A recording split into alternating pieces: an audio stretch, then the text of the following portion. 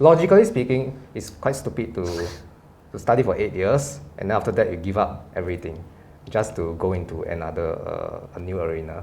Today I'm very excited to speak to our digital marketing specialist here in IceCube. He has a very unique background. In fact, in my 10 years of journey doing digital marketing, I've never seen a digital marketer with the same background as him, not in Singapore or anywhere else. So let me introduce to you Wee Kong, or rather Dr. Wee Kong. He has a PhD in chemistry.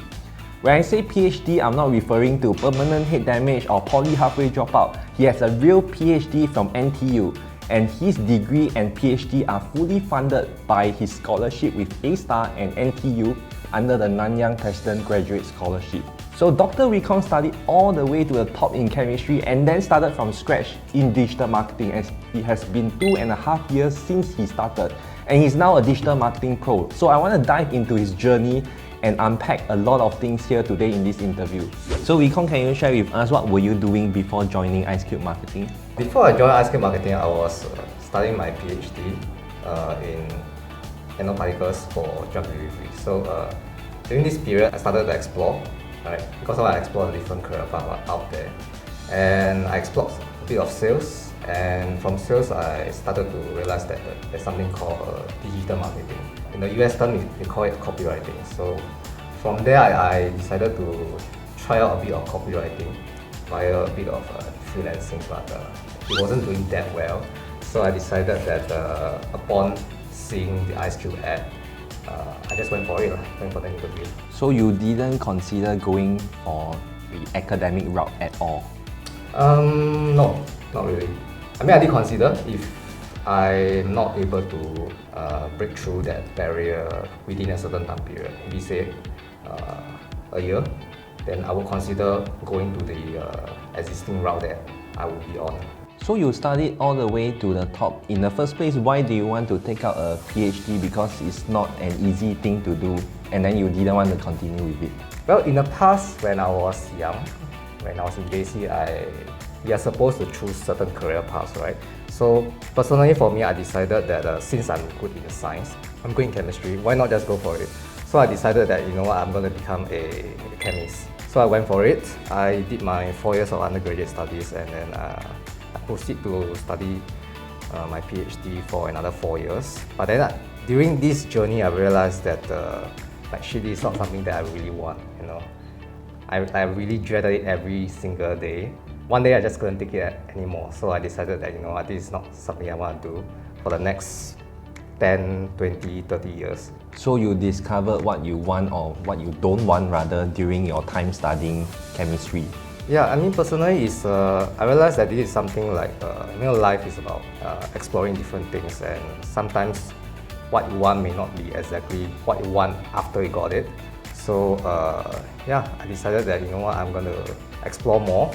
And then in the end, I ended up with digital marketing. What would you have been if you continue down what PhD is supposed to be, or like what your PhD peers are doing? I suppose I would become maybe an industrial chemist or something. Maybe earn more money. It doesn't sound that bad. No, that's joking. Actually, I will still continue to do digital marketing. I know it's just something that I have more interest towards. How long exactly do you spend studying chemistry all the way, like since the start until PhD? I started studying chemistry from my uni days, which is my undergraduate days. So we have 4 years of undergraduate studies, including honours. And then after that, I went for another 4 more years of PhD. So total 4 plus 4, 8 years. That's a long time. Why didn't you stop school?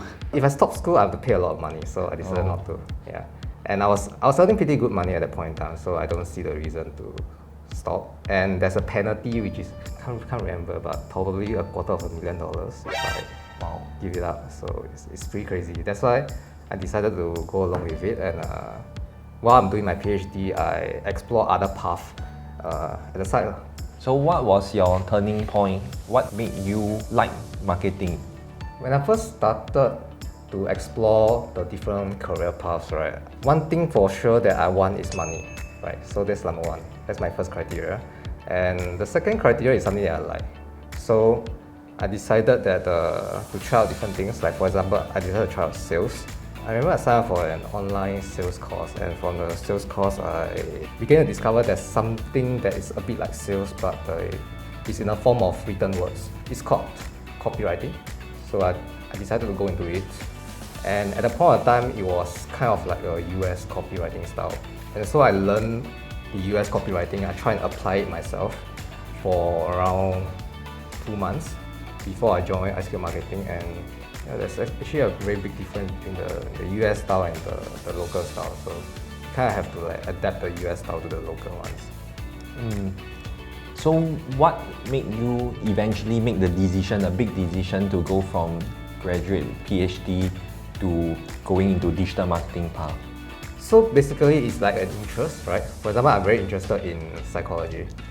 But I'm not willing to go through the whole route of studying psychology for another 4 years and then do another PhD for another 4 years just to become another psychologist. Also, I like money, like I said, I like money. So money was the use of psychology.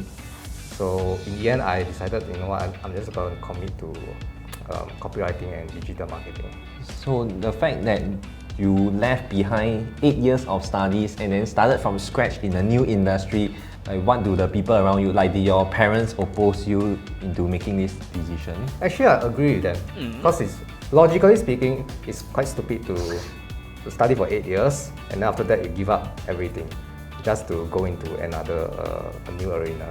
But I also feel that it's not very logical for me to continue on a career that I don't like, meaning to suffer for another 10, 20, 30 years if I don't really have any like urgent financial commitments.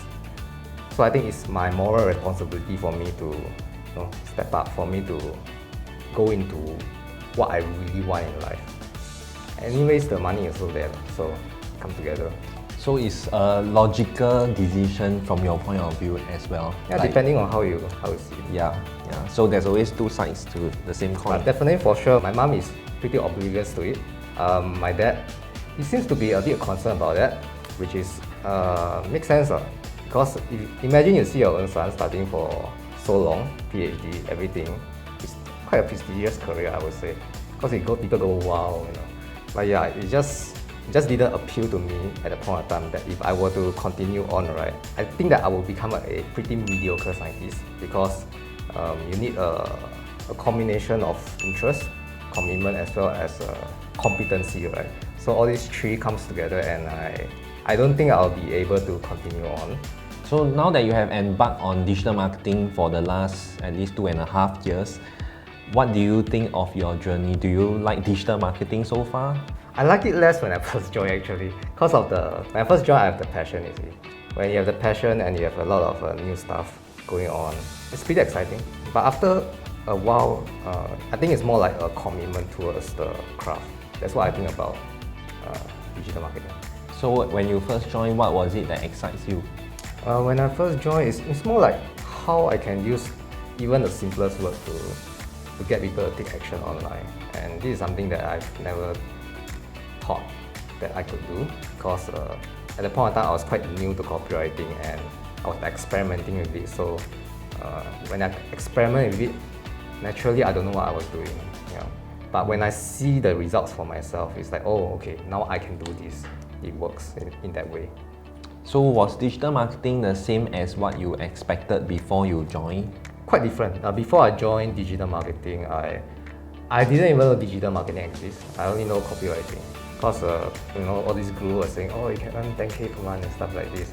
But in reality, I think not that it's impossible to earn money. It's just that some of the concepts has to be localized as well. So this is something that I didn't know because some of the things that they talk about in the US is more exaggerated compared to the local one, which I think we have to deal with more skepticism, deal with more objections. Local Singaporeans also tend to be a bit more, I think they are a bit smarter. So if you are a digital marketer out there, you have to consider all these things and localize it. Yeah, very true. In one of our videos, we did talk about the difference between US digital marketing and Singapore and the fact that you can't just copy and paste and then expect it to work. So the interesting thing is that you didn't know about digital marketing, which is something that's booming and very trendy and cool for people to go into. Yet you actually came in with another route, which is the copywriting route. And then you learn about digital marketing. Yeah. So was it tough for you to start learning the digital aspect of it because you came in expecting to go more into copywriting side? It was tough, yes, because it's something new to me. But I would say it's less tough than my PhD, because my PhD is about experimenting with new ideas, right? So when you experiment with new ideas, you are met with a lot of failures, and sometimes you don't have explanations for those failures, right? For digital marketing, it's also somewhat the same, but to a lesser degree, because let's say if you experiment with something new but you fail, you can still use certain logic to justify it, and then you can test it out. For chemistry, it's a bit different. So digital marketing is still an experiment. So in a sense, you are still carrying out experiment like you would have if you are in a scientific career. Yeah, it's important for us to keep innovating and be open to new ideas as well. So this is something that I think is important for digital marketers as well. So how do you cultivate your curiosity or creativity, given that science, our stereotype of it is that you are more structured as compared to in the marketing career, one needs to be more creative. Like, how do you make that transition? I would say that science also requires you to have a certain level of creativity, because if you are doing research, right, you are mostly in the academia area where you do research. You have to try and work on something new. But for digital marketing, come to think of it, actually it's somewhat the same. It's like you try and make something new out, but it's not too far off from what is already working. Yeah, so it's like improving a bit here and there. But sometimes improving a bit can mean a big difference in the results. So this is something that I've seen in my copywriting career as well. So we also have to continuously split test different ads to get different results. And sometimes, if we hit the jackpot, one ad could turn around a campaign. Small thing can make a big difference. How do you think your PhD has helped in your marketing career, if any? I can't bring across any chemistry knowledge, but I would say that the things that I will bring across is need a fair amount of, I would say, the dedication to the craft, as well as the resilience. And I would say dedication is because I think copywriting does have a steep curve at the start, I think, because you gotta get used to the language and the way that you write. So that's the dedication part, and also you need time to become good as a copywriter. It's not something that you do for 1 month, or you do for maybe even 6 months, and then you just throw out the offer and assume that your ad will work. It's something that requires you to dedicate and keep, sharpen the saw to become a better copywriter. And then I would say resilience is because something that theoretically should work when it comes to marketing, when you apply it in real life, sometimes you realize that it doesn't work. So let's say, for example, if you do for a beauty industry and you try to apply something that theoretically works, sometimes you realize that how come there's no leads that comes on this particular ad or your landing page, something like this. So you have to be willing to accept it as a failure, and then think of a new strategy or change a new angle of approaching when it comes to your ads, when it comes to your landing pages. Yeah, this is something that I think you need a fair amount of resilience for that. Yeah. So it's the soft skills that's being carried over. You mentioned copywriting quite a fair bit. Do you think that copywriting is an important aspect of digital marketing, or is it just a small part of digital marketing? Traditional digital marketing, I think, doesn't emphasize too much on copywriting. So basically, you have a lot of offer ads being thrown out in the market. For example, Facebook and Google, you will see a lot of offer-based ads that's just being thrown out. And frankly speaking, you can do it yourself. You don't even need a digital marketer for that. But if you are the Facebook reader, right, sometimes when you realize that when you see this kind of ad, right, you just skip through. You don't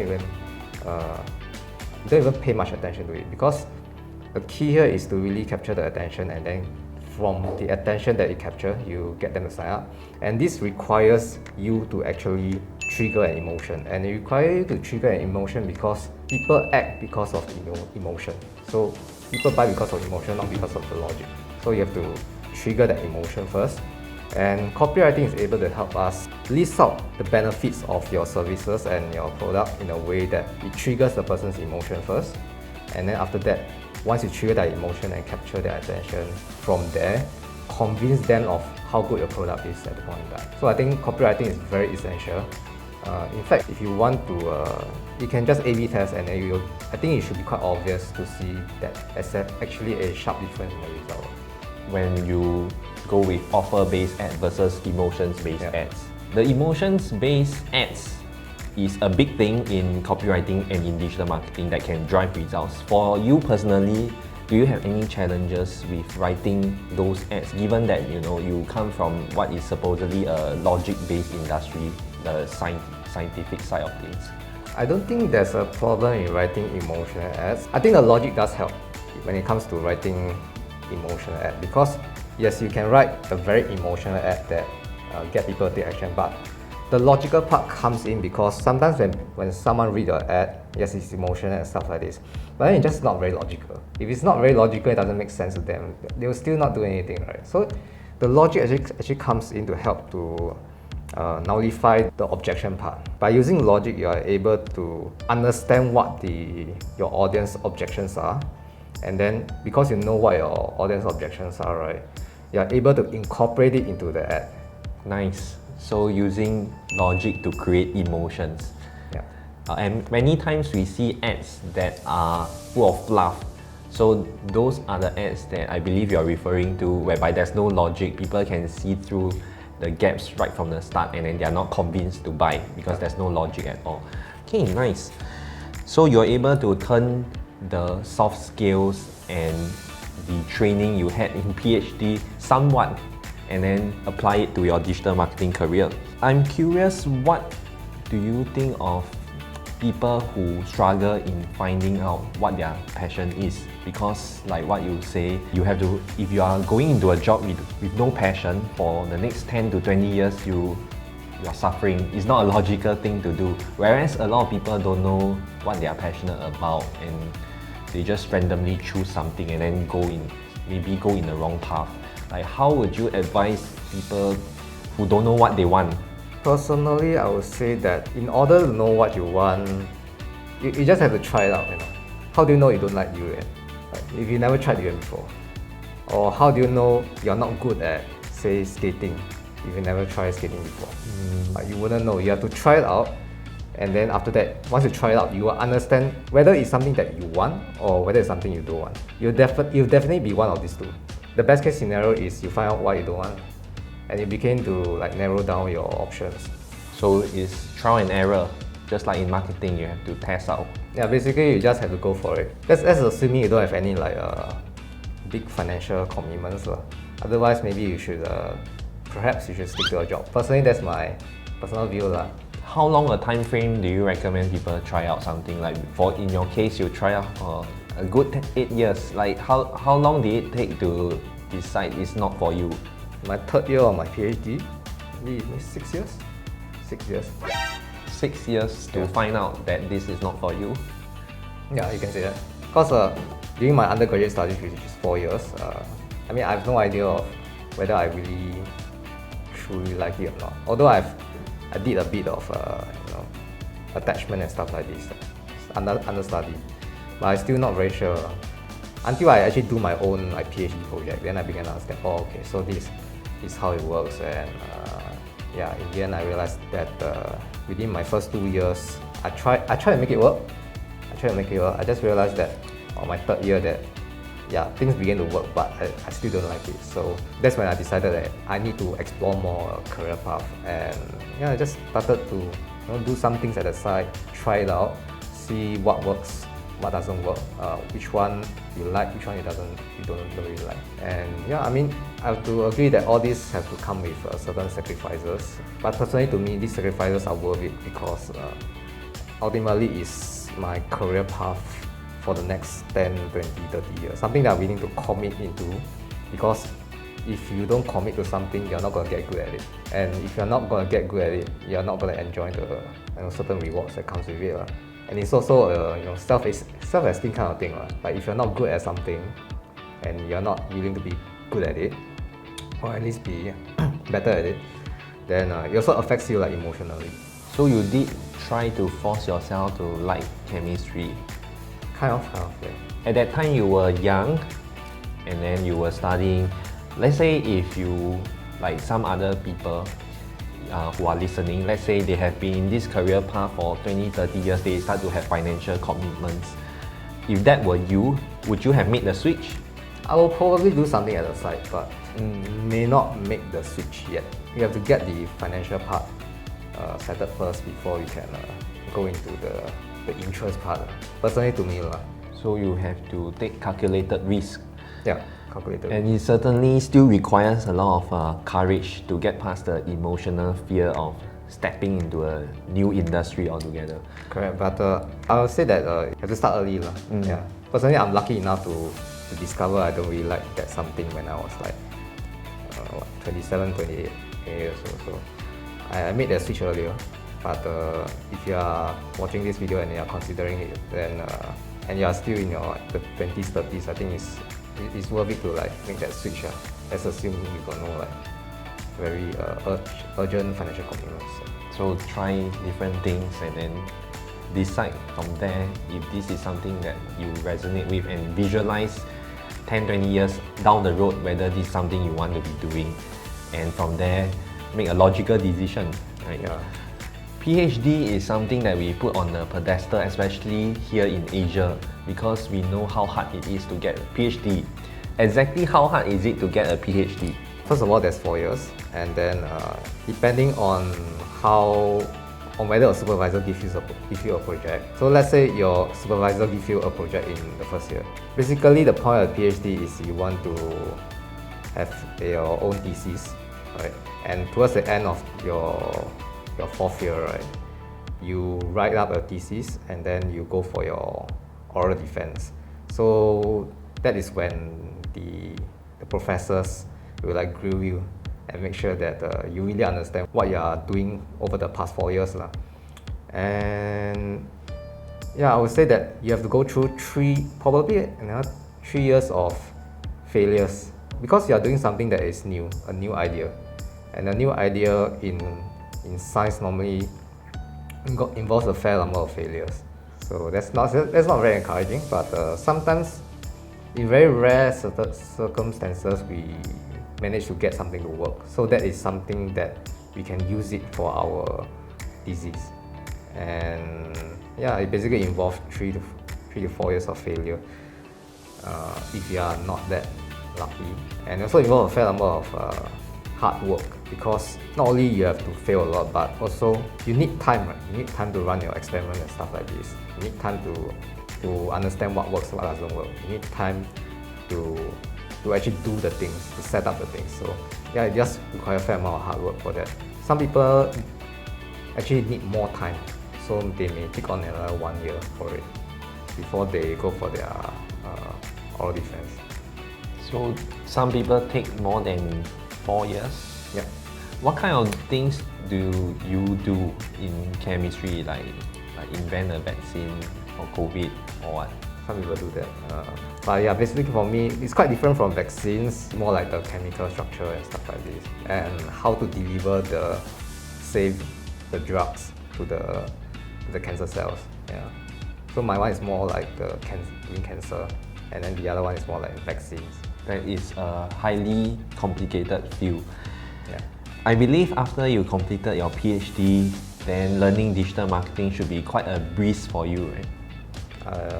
Yeah, much easier. I would say it's much easier. We always say digital marketing is no rocket science. Usually it boils down to the fundamentals of understanding the humans, the logic and the emotions behind. And then once the fundamentals is there, usually it's easy down the road. What advice do you have for people who are planning to go down the digital marketing path and haven't got started yet? I would say it's good to get your fundamentals right, or at least try to get the fundamentals right. In the end, it's not about what we want to put out, it's about the target audience. the target audience need, and it's about matching those target audience needs with your client's benefit, your client's USP, your client's services.